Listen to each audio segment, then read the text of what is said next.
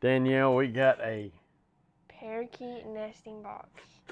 parakeet nesting box that has seen better days. Yep. So we are going to build a new one.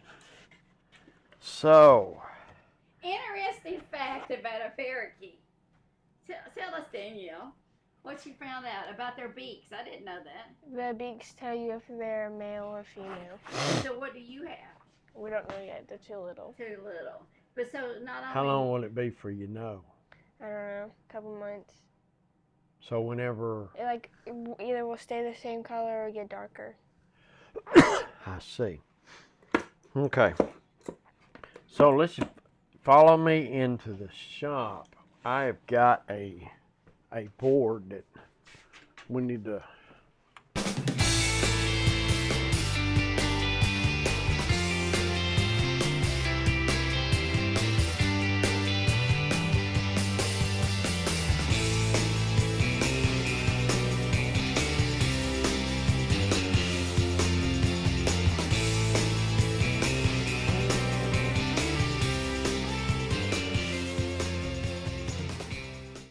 But anyway, remember the 5 1/4, or the 5 1/2 rather?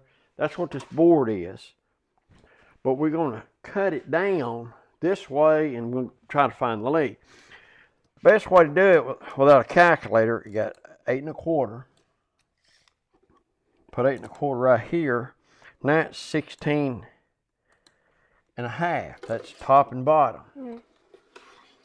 All right, you take 16 1/2 now. And you put it 21,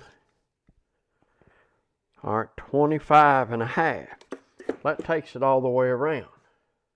Then I got to do this, right?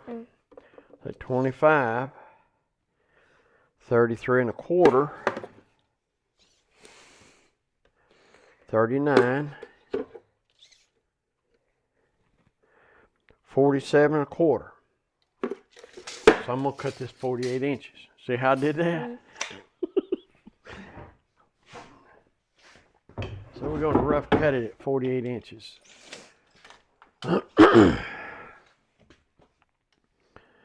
Well, that would be right there. I don't know if I can do that or not. This thing I got.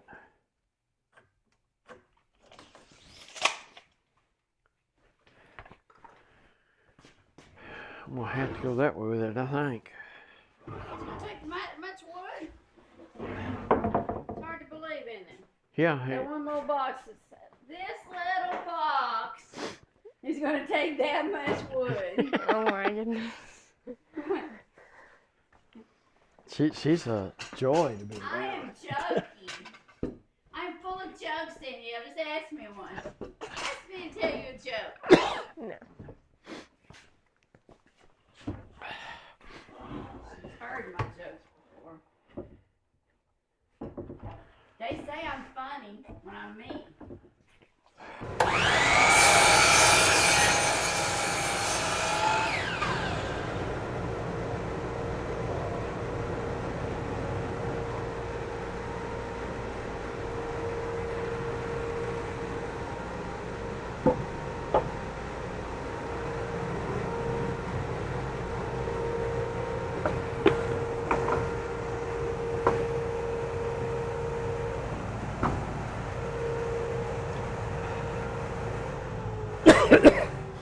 Kind of warped it. Yeah.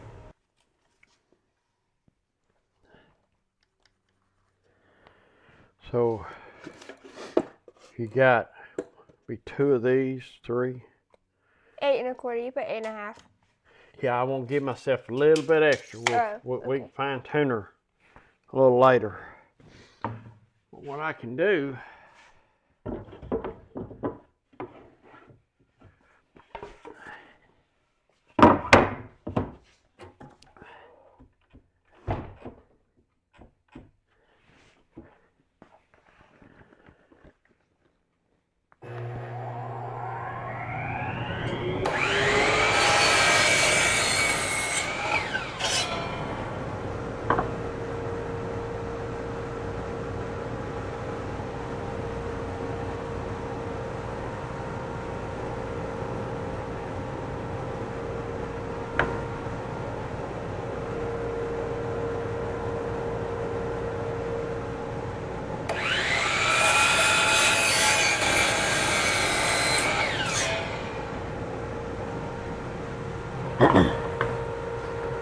got the bottom and top.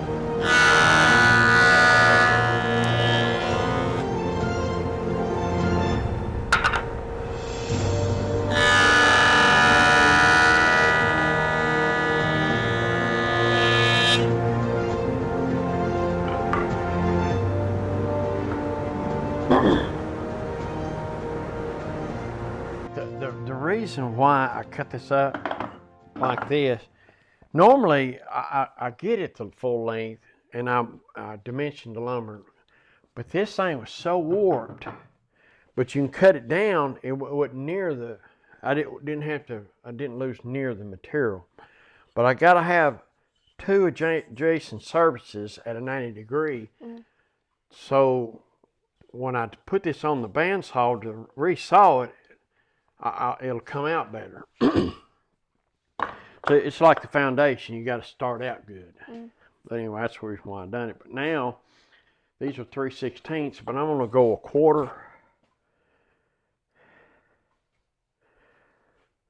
Actually, I'm gonna go 5/16. That way we'll have enough room to mill it down. But the reason why I'm going thin to get it as light as possible.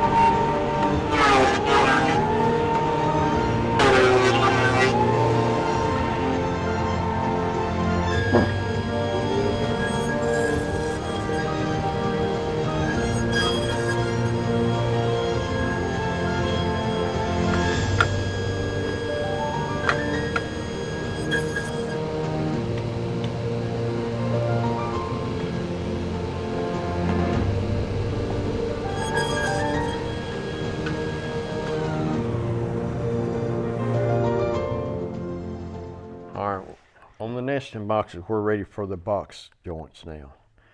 I labeled each one, and as you read it, this would be the bottom, that would be the top. And this is the order we're going to do them in.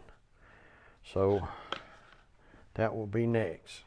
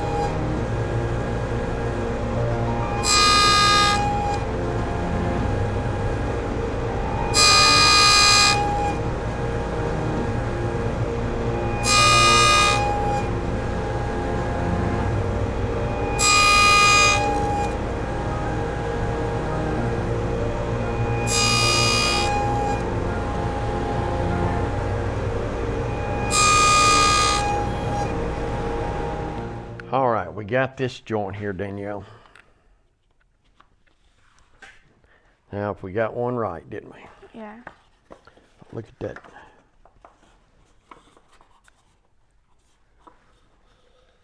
That's just a good looking joint.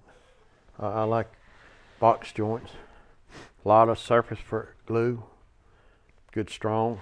And that's with nothing. So time you put glue on there, it'll be with you. But don't let me forget, we got a 2-inch hole drill on this thing. They won't be able to get in. Looks good. Well, Danielle, looks like we got this part of the box done anyway. I'm kind of pleased with them box joints. I do have, we got a bottom and top. Well, I'm thinking about cutting a rabbet where it'll glue these together. Whatever, just set in there and glue it together. Then when I'm done, and put it on a table saw after I sand it all down and cut that off. And then you'll have the top thing, get some hinges to put it together. That's gonna be a good looking box, Yeah. I think. Anyway, it's light too. Feel how light that is. Yeah. Yeah, that hang on the side of that cage good, won't it? Let me out!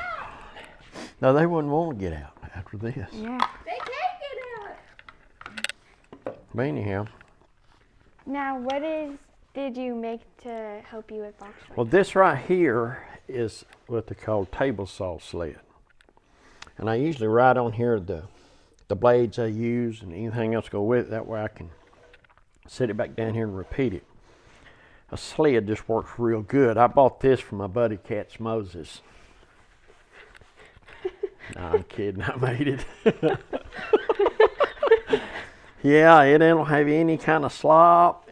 This is the best one I've done yet. I may never do. Usually I got to work on them runners and get them where they'll slide. But this one went perfectly.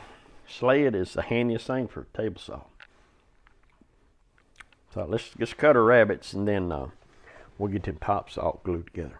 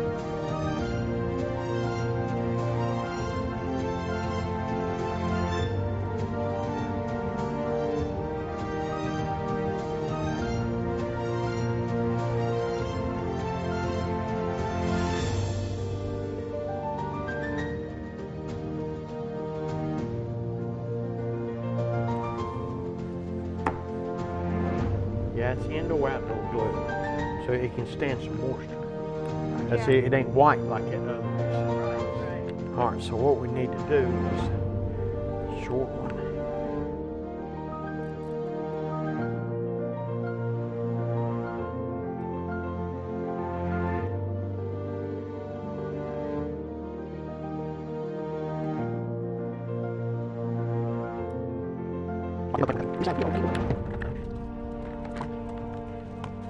Watching now. I think I got them all. No, don't see any. Okay, I think we got them all. That's fine. Thought we was going to have some to compensate for it, but I believe we got it. See what I'm talking about? All right, now for us, this right here, when we sand them down, we'll flush everything up and get everything flushed, then we'll round it over. Once you get your round overs done to where it matches, then we'll lay it down and we'll pick out a spot to cut it. And it'll be like what they did here. Then when you're done, get that turned off, you still got your round over in you round this and then you round this. So that's the way to look. Have a place to. You can plan out your little box for your birdies. Yeah. What I'm thinking, that's the front, so there'll be a hole right there. And I measured a 2-inch. So that's what I was going to put in. At the narrow part's 2-inch. What was I going to say? Oh. You got your hinges. We'll work it out and have to dado out for the hinges. That's not a problem. You see how that right there does that? That's typical for wood. Wood's going to move. That's typical. But to combat that, you get a latch because this thing's going to be mounted to the cage. So what you get a latch where when them pop, pop, then you just flop them down, open it up, pop, pop, and it won't do that. Okay, that's wood. People don't understand. That's typical for wood. Wood's going to move. It's either going to be greater or you get high moisture content. It may go the other way. It may go this way. But that's just wood. The only way to combat that is put a veneer over it, you know, and just put MDF that don't move, or plywood that don't move. Plywood's got layers going both ways, and it counteracts the movement. So you can laminate it, cut you a thin layer of walnut or whatever, and put that over the plywood or MDF, and put your wood on the edges, and it'll look just like wood, but it eliminates the movement. And a small box is not as bad. You take a pretty good sized box, them things will move. You just about gotta have to do something like that. Yeah. So, but that right there is not called a bad design. It's just typical wood movement. Yeah, I was in Mama and Papa's garage for a couple of years. Well, you see, it could lay right here. Throughout the whole year, it'll move.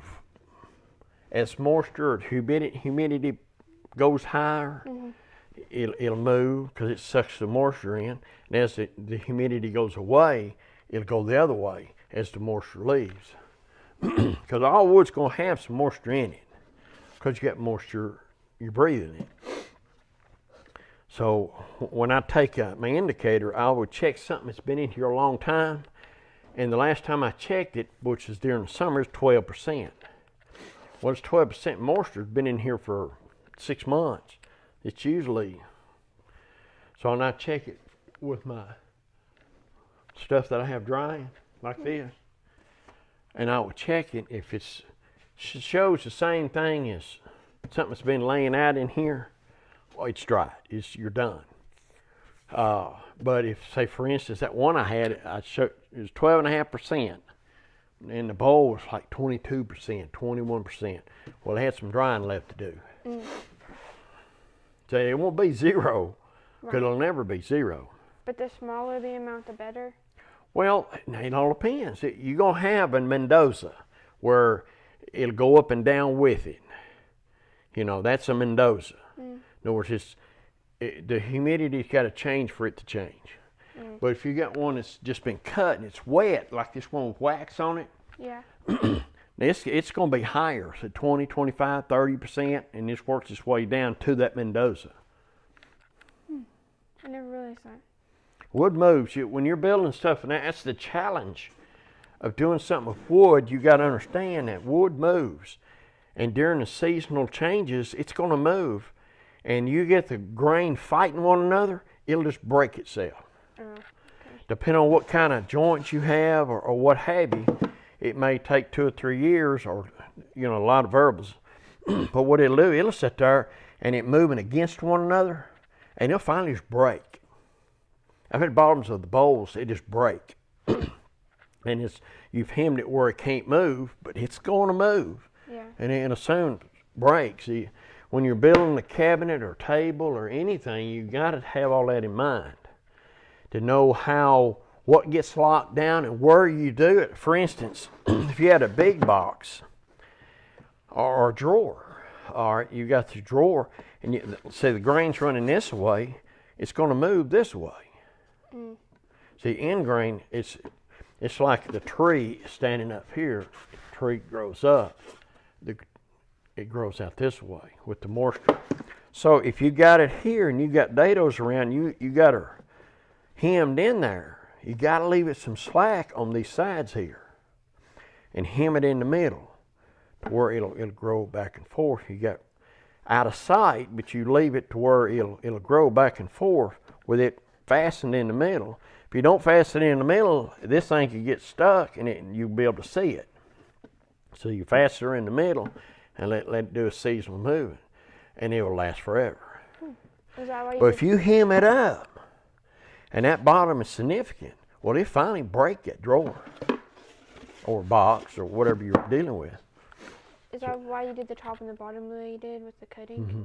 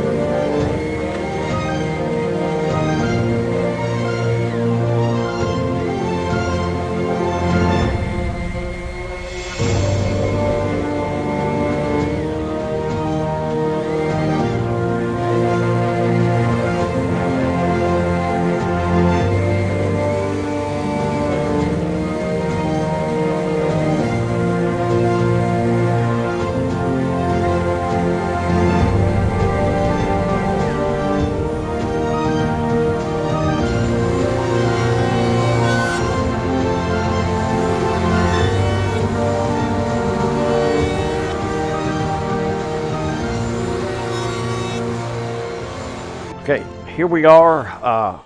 We got it sanded down. We got it round over. Now what I'm planning on doing is we're gonna cut and separate the top from the bottom. And then I got some hinges and all where the top open and close. So I got it set just a little over an inch, and I'll cut this thing all the way around and we'll get that top separated in. Then we'll round over to where you can get your finger in there to open it. All right, here we go.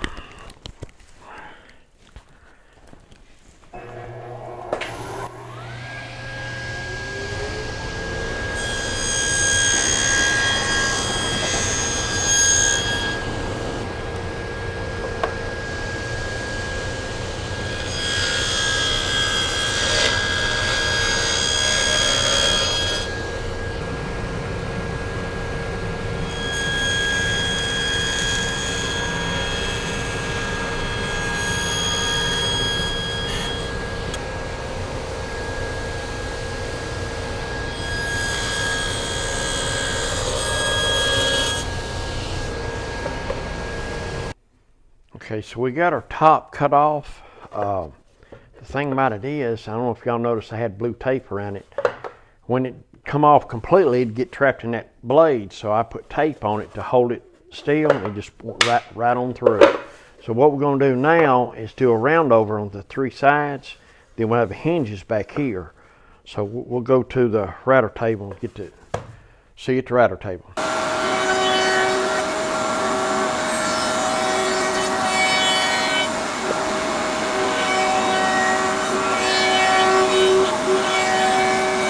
Okay, I got the round over on everything, and I think it's turned out quite nice.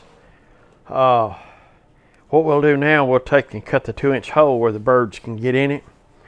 But I think that turned out quite nice.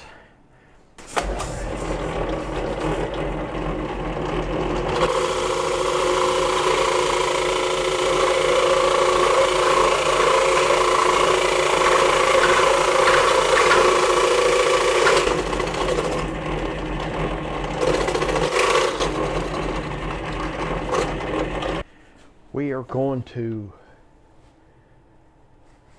do a dado right here, a little offset for our hinges.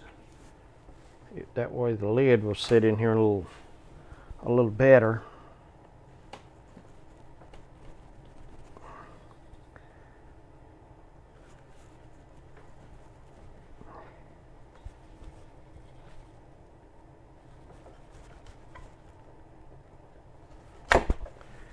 Yeah, that was quick and easy now.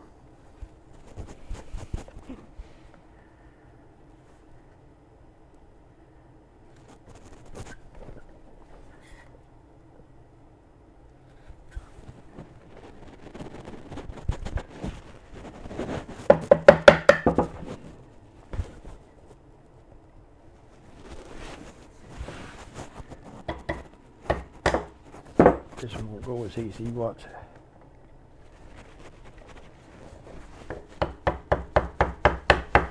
Yep.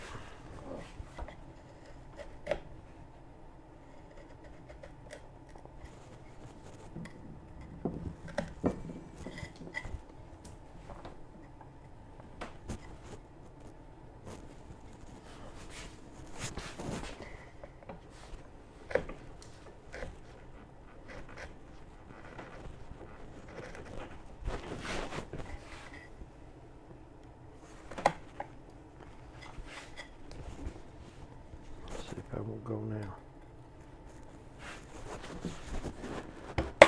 There it went.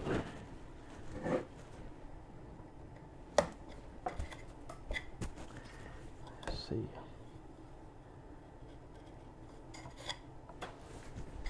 This needs to be cleaned up.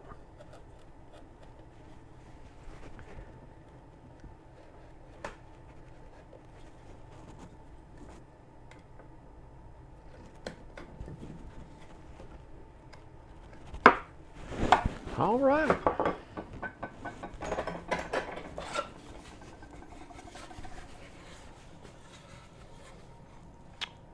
Well, guys, we got her done. We got her parakeet nesting box. It's light too. We did it thin. It just light as it can be. It'll go hang good on on. the side of that cage, won't it? Yeah. Well, I hope you parakeets like it. It was a pretty good little old journey, wasn't it? Yep. A lot of work into a little box. Yeah, a lot of work. We got the finger joints, which I think really turned out nice. And like I say, we got it thin. Like I said, it makes her real light. But if y'all stuck with us this long, thank you for watching. Y'all like and subscribe to me and leave me a comment. And hopefully we'll see you on the next one. Y'all be safe. Bye. Bye.